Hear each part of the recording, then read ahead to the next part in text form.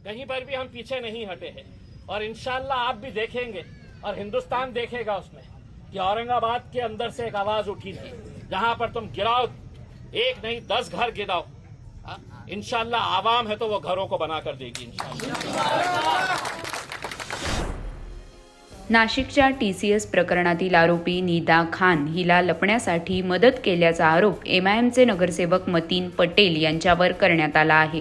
अशातच आता मतीन पटेल यांच्या अवैध घरावर महापालिकेने कारवाई केली आहे। त्यांचे घर JCBने पाडण्यात आलं आहे। या प्रकरणावर आता इम्तियाज जलील यांनी प्रतिक्रिया दिली आहे। नारे गांव ने हमेशा हमारा साथ दिया और आप लोगों की बेपनाह मोहब्बत है जिसकी वजह से आज हम लोग एक बड़ी सियासी ताकत बनकर हम खड़े हुए हैं। मैं जब भी आया यहाँ पर तो एक खुशी के माहौल के अंदर आया, लेकिन आज जब आए हैं हम तो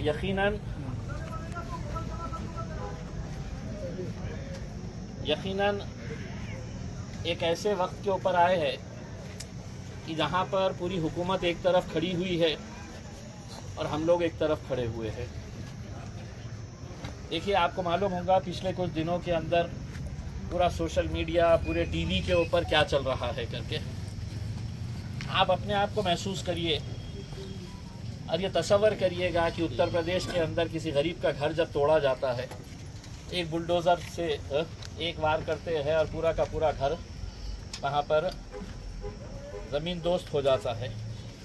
हिंदुस्तान के हर शहर के अंदर ये देखने को मिल रहा है।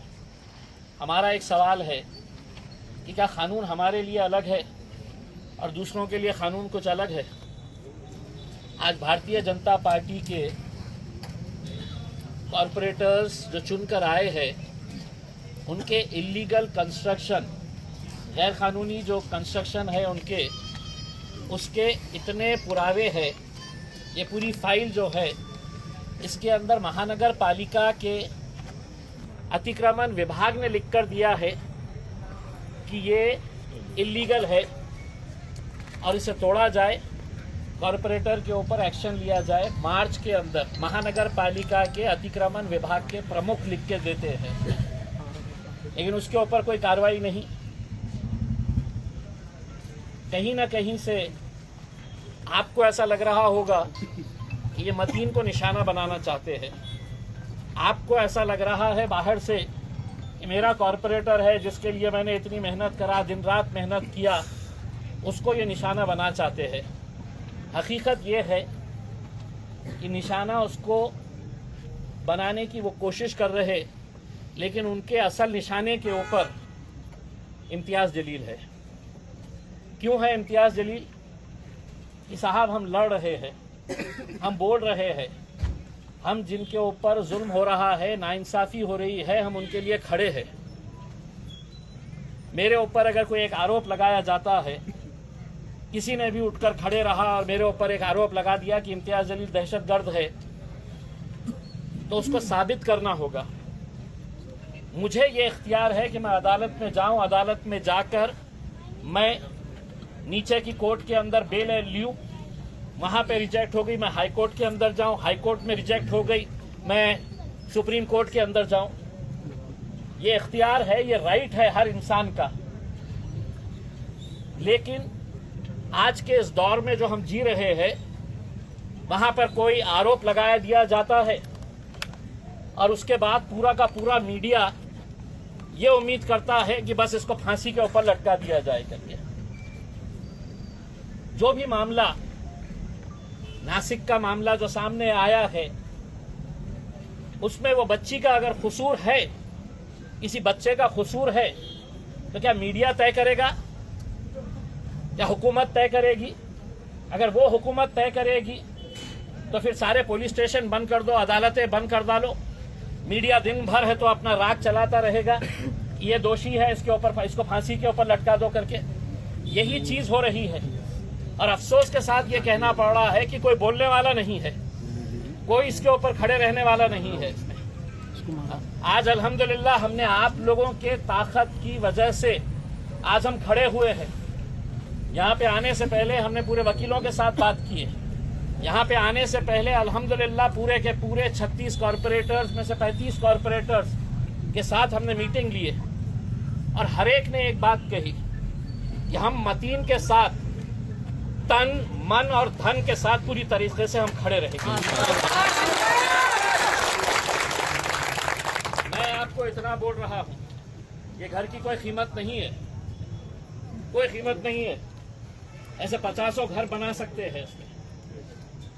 मतीन का अगर घर गिरेगा तो मैं आपको जबान देकर जा रहा हूं, पूरा हिंदुस्तान देखेगा कि जिस गिरे हुए घर को इन्होंने हुकूमत ने गिराई थी, हम कितना आलीशान घर जो है वो हम बनाकर देंगे इंशाअल्लाह।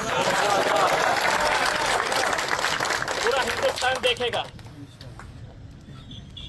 हम अपने तौर के ऊपर ये बताएंगे, हुकूमत को पैगाम देंगे कि तुम समझ रहे हैं कि तुम किसी का घर है तो बुलडोजर से लेकर आएंगे, तुम तुम्हारी घटिया राजनीति चलाकर तुम किसी गरीब का घर तोड़ेंगे उत्तर प्रदेश में, मध्य प्रदेश के अंदर, गुजरात के अंदर, और वहां पर कोई है तो उनके साथ खड़े नहीं रहता है।